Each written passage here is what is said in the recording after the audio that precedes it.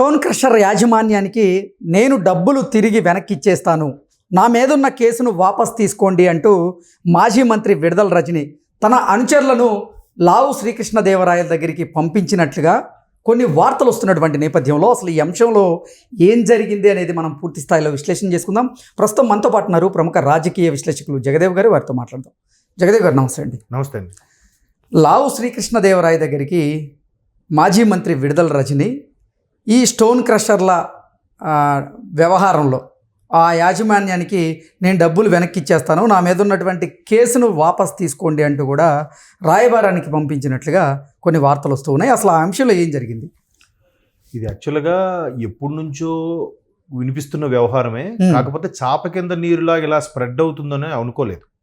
అంటే కరెక్ట్గా చెప్పాలంటే జగన్మోహన్ రెడ్డి గారి హయాంలో మంత్రులకు కానీ మంత్రుల నుంచి కింద స్థాయి కార్యకర్తకి ఎవరికి కూడా పనికి ఆహార పథకం లాంటివి ఏవి దొరకలేదు, లభించలేదు. దానివల్ల ఏం చేశారు, ఏదో ఒకటి మళ్ళీ వాళ్ళే సైడ్గా వెతుక్కొని ఎక్కడ ఏం దొరుకుతుందో 4 రాళ్ళు సంపాదించుకుందామో, మళ్ళీ ఎలక్షన్స్కి 4 రాళ్ళు వెనకేసుకుని పోటీ చేయాలి. కనీసం ఒక ఎమ్మెల్యేగా పోటీ చేయాలంటే 50 కోట్లు ఖర్చు అంట యావరేజ్గా. ఏది మొన్న 24 ఎలక్షన్స్ లెక్కల ప్రకారం కనీసం తక్కువలో తక్కువ 50 కోట్లు అవుతుందంట యావరేజ్గా. సో అన్ని కోట్లు సంపాదించుకుంటేనే మరలా ఎలక్షన్కి పోటీ చేయగలం.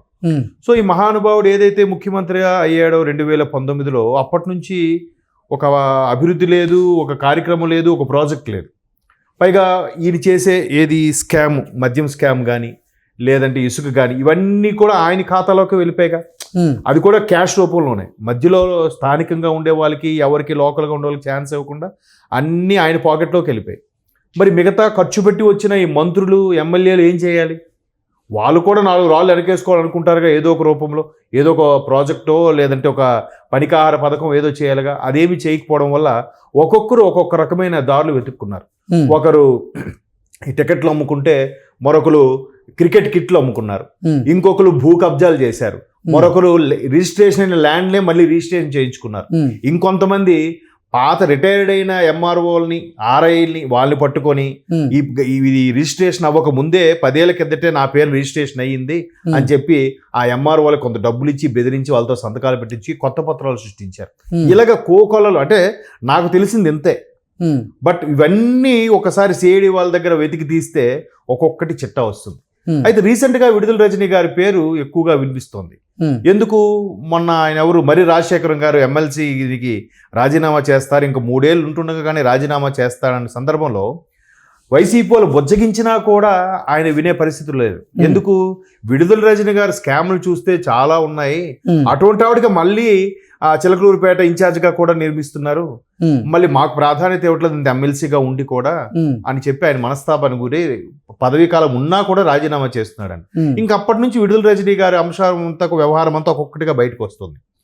ఇది నిన్న లేదు నిన్నగా అనుకుంటా మన లావు శ్రీకృష్ణదేవరాయలు గారు పెట్టిన ప్రెస్ మీట్లో కూడా స్పష్టంగా ఆయన అదే చెప్పారు. ఏదైతే వాళ్ళకి తెలిసిన ఒక రాయబారిని ఆధార పంపించి ఎవరెవరికి బాకీలు పెండింగ్లు ఉన్నాయో, ప్రధానంగా ఆ మధ్యకాలంలో స్టోన్ క్రషర్ ఆయన ఆ వైసీపీ వాళ్ళే ఎవరైతే అభియోగం మోపారో, నాకు ఇస్తామన్నది 2.5 కోట్లు మరలా తీసుకున్నారు, ఇవ్వలేదు, ఒకసారి 50 లక్షలు 25 లక్షలు ఇచ్చి మళ్ళీ రిటర్న్ తీసుకున్నారు, మేము మళ్ళీ అడుగుతుంటే అధికార దర్పంతో మంత్రి గారని చెప్పి బ్లాక్మెయిల్ చేసే పరిస్థితి ఉంది. పైగా ఆవిడ ఎన్ఆర్ఐ కదా, ఎంతో సంపాదించి ఉంటుంది, ఆవిడకి ఏమిట్లే ఎక్కడో మనీ బ్లాక్ అయిపోయి ఉంటుందని చెప్పి మేము ఇచ్చాము, తీరా చూస్తే ఆవిడ మా దగ్గర నుంచి దండుకోవాలని చూసిందని మాకు తర్వాత అర్థమైంది అని చెప్పారు. ఇది విని వైసీపీ వాళ్ళు ఏమంటున్నారు, లేదు ఇది కేవలం కూటమి ప్రభుత్వంలో టీడీపీ వాళ్ళు కుట్ర, టీడీపీ వాళ్ళు మాత్రమే కేసులు వేశారు అంటే, అప్పుడు కృష్ణదేవరాయలు గారు ప్రెస్ మీట్ పెట్టి మరీ కూడా చెప్పారు. సో పేర్లన్నీ ఎంపీటీసీ, ఒక జడ్పీటీసీ, ఆ స్థానికంగా ఉండే నియోజకవర్గం ఇన్ఛార్జు, వీళ్ళందరూ ఒక్కొక్కరి దగ్గర నుంచి కనీసం 50 లక్షల నుంచి 2 కోట్ల వరకు వసూలు చేశారట. ఎందుకు వసూలు చేశారు? మీ కార్యకర్తలకి లేదంటే మీ ఏరియాలో ఉన్న వాళ్ళకి కొన్ని రకాల అవకాశాలు మేము కల్పిస్తాం, లేదంటే పదవి ఇస్తాం, లేదు మీ ఏరియాలో ఉండే ఇళ్ల స్థలాలు చూపిస్తే కట్టుకోవడానికి ఒక 5 లక్షలు, లేదు కట్టిన ఇల్లు చూపిస్తే దానికి పెయింట్లు వాటికి ఇవ్వడానికి కనీసం 70,000 నుంచి 1,50,000 వరకు కూడా ఇచ్చిన సందర్భాలు ఉన్నాయి. సో అవన్నీ ఎలాగా స్థానికంగా ఉండే ఎమ్మెల్యే కానీ మంత్రి కానీ సిఫార్సు చేస్తే వైసీపీ ప్రభుత్వం నుంచి అప్పట్లో రిలీజ్ అయింది, దాంట్లో కూడా కమిషన్ తీసుకున్నారంట. మీ నియోజకవర్గంలో ఇన్ని ఇల్లు స్థలాలకి ఇన్ని ఇల్లు కట్టుకోవడానికి ఇన్ని 5 లక్షలు ఏముందండి, ఒక 10 ఇల్లు శాంక్షన్ అయ్యి అనుకోండి, 10 5 50 లక్షలు, 50 లక్షల్లో ఒక 10 లక్షల కమిషన్ తీసుకున్న హ్యాపీయే కదా. అలాగే ఎన్ని నియోజకవర్గాలు, ఎన్ని గ్రామాలు ఆవిడ గుంటూరు జిల్లాకు సంబంధించి మొత్తం చూస్తే, సో అవి కూడా లాగేశారంట. ఇప్పుడు ఇంతకీ విడుదల రజనీ గారు తాను చేసినటువంటి తప్పును కప్పిపుచ్చుకునేటువంటి ప్రయత్నంలో భాగంగా ఇప్పుడు శ్రీకృష్ణదేవరాయ గారితో రాయబారం నడుపుతుందా, లేదంటే అసలు వైఎస్ఆర్సీపీకి గుడ్ బై చెప్పి ఇప్పుడు ఏమన్నా టీడీపీలోకి చేరేందుకు ఏమన్నా ప్రయత్నం చేస్తుందని మనం భావించవచ్చా? అంటే ఏం చెప్తారు? ముందున్న టాస్క్ ఏంటంటే మీరు అన్నట్టు గుడ్ బై చెప్పరు కానీ ముందు సెల్ఫ్ సర్వైవల్ అవసరం కదా. ఆ మీద వచ్చిన అభియోగాలన్నీ కప్పిపుచ్చుకొని నేను నిర్దోషిని, నాకేమీ తెలీదు అని చెప్పాలి. అని చెప్పే ప్రయత్నంలో కూడా అంటుంది కదా, నేను ఒక బీసీ మహిళను చూడకుండా నా మీద నిందలు వేస్తున్నారని. ఇదేంటిది బీసీ మహిళ? అంటే బీసీ మహిళ అయితే తప్పు చేస్తే నిందలు వేయకూడదా? చూడండి ఆ మధ్యన ఆయన కూడా నేను ఒక దళితుడిని, తప్పు చేసేదానికి అసలు క్యాస్ట్ కి సంబంధం ఏంటండి? మరి అదే అంటే కవర్ చేయడానికి చేసే ప్రయత్నంలో భాగంగా నేను ఒక మహిళని, పైగా బీసీ మహిళని, నా మీద నేను నిందలు వేస్తున్నారంటే మీరు మంత్రి అయిన తర్వాత ఇంకా బీసీ ఏంటి, ఎస్సీ ఏంటి, ఎఫ్సీ ఏంటి అంటే కులంని అడ్డు పెట్టుకొని యావత్ కులాన్ని, యావత్ సామాజిక డబ్బులు దోచుకోవడానికి ఏమో మీకు కులం అడ్డు రాదు.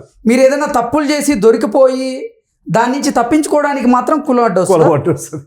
ఇప్పుడు మొన్న ఆ బోరగడ్డ కూడా ఏమంటున్నారు, మొన్న అరెస్ట్ వచ్చిన తర్వాత నేను ఒక దళితుడిని, నన్ను ఈ విధంగా హింసించా అంటే మరి నోటుకు వచ్చినప్పుడు మాట్లాడినప్పుడు సామాజిక వర్గం గుర్తు రాలేదా? ఇప్పుడు ఈవిడ కూడా అంటే వీళ్ళందరికి కూడా అంటే ఒక సామాజిక వర్గాన్ని లేవనెత్తి, ఒక బీసీ అంశాన్ని ఏదో లేవనెత్తి వాళ్ళని రెచ్చగొట్టి వీళ్ళు సర్వైవ్ అవ్వదావా లేదంటే సేఫ్ జోన్లోకి వెళ్ళిపోదామనే ప్రయత్నమే తప్ప, మీరు అన్నట్టు మరి ఆ దోపిడీలు చేసినప్పుడు కింద స్థాయి వైసీపీ వ్యక్తుల దగ్గర, వైసీపీ కార్యకర్తల దగ్గర డబ్బులు దండుకున్నప్పుడు అప్పుడు కులం గుర్తుకు రాలేదా? అప్పుడు ఒక మహిళని గుర్తుకు రాలేదా? అంతెందుకండి ఈవిడ అధికారంలో ఉన్న సమయంలో పాపం బీసీలు గుర్తు రాలేదా? బీసీలకి ఏం చేసింది? ఇప్పుడు ఆమె చేసినటువంటి తప్పిదాల నుంచి బయటపడడానికి బీసీలను వాడుకుంటుంది, బీసీ కులాన్ని వాడుతుంది. ఏంటి అసలు ఇది? ఇప్పుడు ఈవెన్ గుంటూరులో ఆవిడ మొన్న ఎలక్షన్స్ ముందు ఒక పార్టీ ఆఫీస్ గా పెట్టి నియోజకవర్గం ఆఫీస్ గా ఎస్టాబ్లిష్ చేసినప్పుడు కూడా దాని మీద కొంచెం దాడి జరిగింది. గ్లాసులు అవి గ్లోస్ అయిన బోర్డు పగలగొట్టారు. దానికి కూడా డీప్ అనలైజ్ చేస్తే సొంత పార్టీ కార్యకర్తలే ఆవిడ డబ్బులు ఇవ్వట్లేదని ఆక్రోషంతో చేసిన పని అంటారు. సరే పోనీ మీరు చెప్పినట్లే చూసుకుంటే పాపం ఆవిడ బీసీ అని ఇప్పుడు గుర్తొచ్చింది కదా, ఆ డబ్బులు పంచేటప్పుడు బీసీలకి ఏమన్నా ఎక్కువ పంచిందా? అది లేదుగా. మీరు అన్నట్టు సంక్షేమ పథకాలు అందరికి సమానంగా అందే అంటున్నారు, అందరికి ఇచ్చారు. అందరికి ఇచ్చినప్పుడు మీరు అన్నప్పుడు బీసీలకు ప్రత్యేకమైన కన్సర్న్ చేయొచ్చు కదా. పోనీ నేను అడిగేది అది కాదు, అర్థమైంది. కొంచెం ఆవిడ డబ్బులు పంచుతున్నారు, అవును, ఓటికింతని. మరి బీసీలకి ఎక్కువగా పంచాల్సిన బాధ్యత ఆమె మీద ఉంది కదా? ఉండదు, వాళ్ళ కమ్యూనిటీయే కదా. గెలవడానికి ఇలా తప్పులు చేస్తే చెప్పుకోవడానికే అదొక కవచంలాగా ఉపయోగిస్తున్నారే తప్ప మంత్రి అయిన తర్వాత, గెలిచిన తర్వాత ఇవేవి గుర్తుండవు. అంతే ఇప్పుడు చెప్తున్నాను కదా, ఏదైతే ఇళ్ల స్థలాలకో లేదంటే టిడ్కో ఇళ్లకు సంబంధించి ప్రభుత్వం ఏదైతే శాంక్షన్ చేసిందో అవన్నీ కూడా ఒక్కొక్కరి దగ్గర కమిషన్ తీసుకుని చేశారంట. ఆ కమిషన్ తీసుకోవడానికి ఒక ఎంపీటీసీని, జడ్పీటీసీని వాడుకున్నారంట.